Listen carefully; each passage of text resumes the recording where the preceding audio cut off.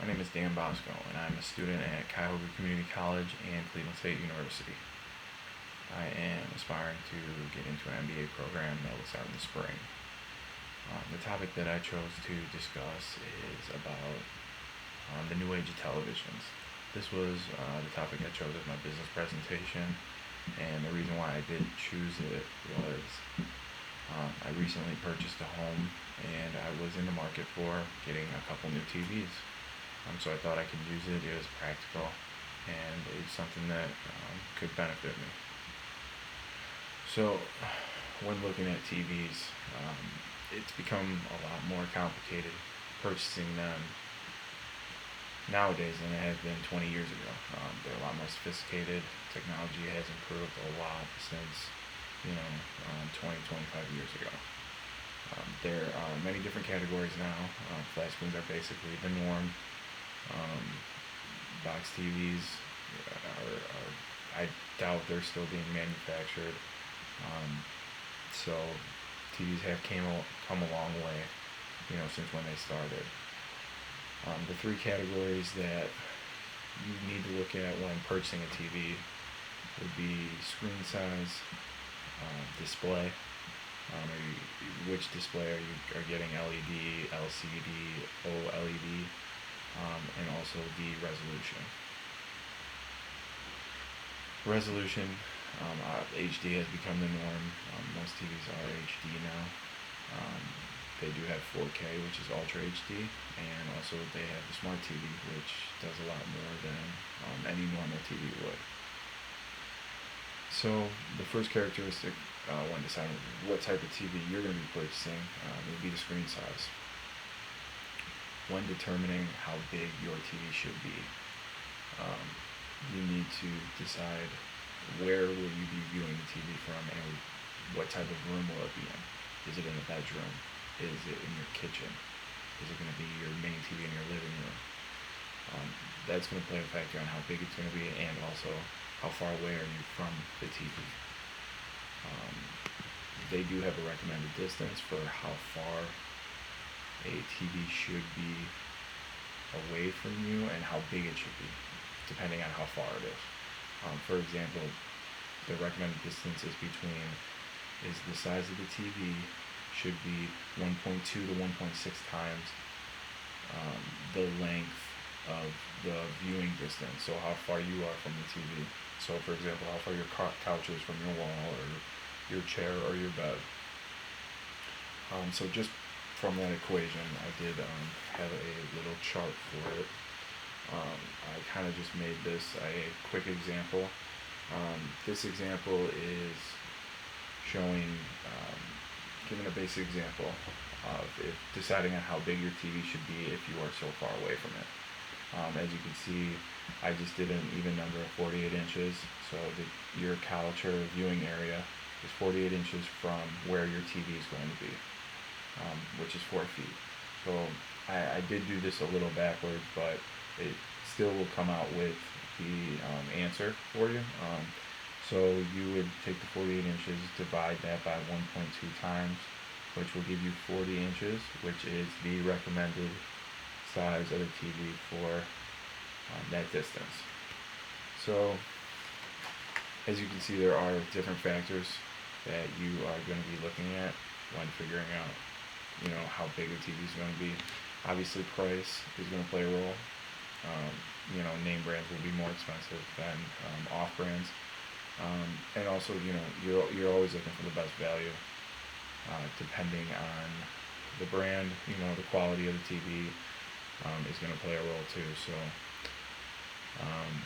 basically for screen size, if you have that information figured out, you should be able to decide on how big the TV should be. The next factor is what display do you want? Do you want an LED, an OLED, or an LCD? Now the differences between the three, LED stands for light emitting diode. LCD stands for liquid crystal display, and OLED stands for organic light emitting diode. What exactly is that? So the first thing I learned right off the bat was LED and LCDs are basically identical. They don't have many differences between them. I think the only difference is the light source behind the screen is different, but it doesn't affect the picture quality, so it makes it look very similar. Um, the two that have differences is LED and OLED. So I did find a graph that showed the positives and negatives between the two, because honestly there is not a right or wrong answer.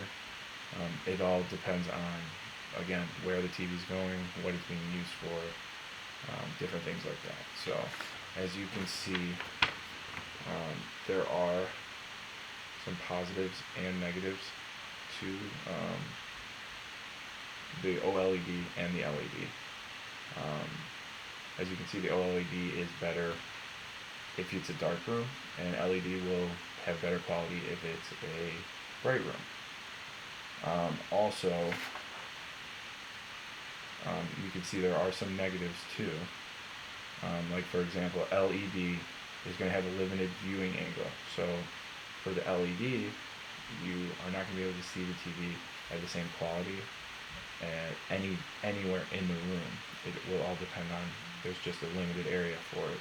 And the OLED negative for that could be that it's bulky, it's a bigger TV, it's heavier, it's not as thin as the newer TVs are.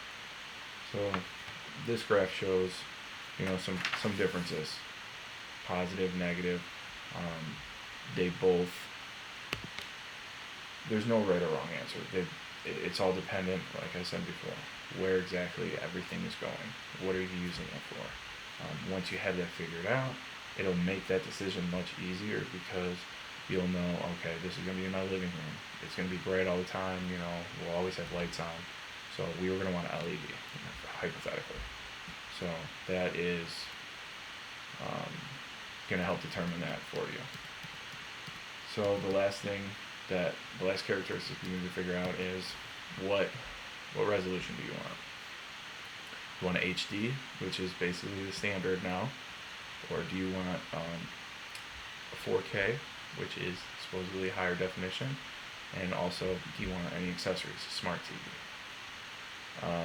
The first thing I learned with the 4K and the HD is 4K is better. It's newer technology, but it does have a limit to it. Once you get so far away from the TV, HD and the 4K are almost identical. I did find also a chart for that can explain it better. So as you can see by this chart, depending on where your seating is, it's going to determine if it's worth you to get a 4K TV or to just go with the HD. There is a threshold here, right here, obviously showing the differences. So for example, if your TV is 8 feet away and you are getting a 40-inch, you might as well get the HD, because you will not see a difference in your quality. So this was a good example to show, because obviously 4K TVs are more expensive. If you are going to be purchasing one, you should be at least at or below to make the 4K worth it. So now that you can figure out if you're going to get an HD or a 4K, you then have to decide if you're going to go with a smart TV. Smart TVs are generally new. They do a lot more than your normal TV. You can go on the internet. You can use applications. It's basically a tablet as a TV. It has apps, Netflix. You can watch movies. You can play music. You can go on YouTube. So it has all these different features to it. So when you're deciding, well, what smart TV do I want? What's the best? The reviews that I saw was the Android operating system is the best smart TV, reputation-wise. It's branded by Sony. I looked at some of their, different applications that they have on their TVs. One thing that stood out to me was it has a Google Chromecast built into the TV. For those who are not familiar with Google Chromecast, it's a little black, it basically looks like a memory card, and you plug it into your HDMI cord in your TV, and it allows you to play Anything from your phone, your iPhone. If you're watching a movie, you can put it on your TV from your phone. So that is already built into the TV. So if you find something on your phone you want to show everyone, or if you're trying to watch something that you can only get on your phone and want to put it on your TV, you're able to do that because it's already built into the TV. There's nothing that comes with it, so it's already in there. So I think that's a cool thing. That's a cool factor. So once you have these characteristics figured out, I mean, it's going to make getting a TV a lot easier for you. The process should be easy. You'll know what you want. Obviously, price will always play a role. It will always be a big deciding factor on what type of TV you're getting. The TVs that I ended up getting, I ended up purchasing a 55-inch Samsung. It's a smart TV. I don't believe it's actually not 4K, but we are far enough away from it. It's in our living room, so we're not close to the TV. That it doesn't make too much of a difference, from that graph that I showed.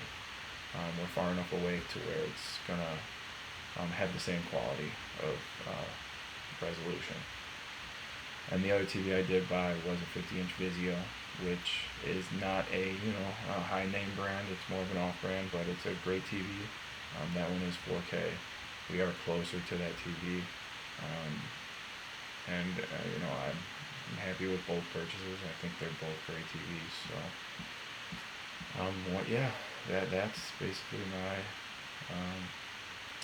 presentation, and I hope that if you are in the market for purchasing a TV in the future, this information will help you when deciding on what TV to get.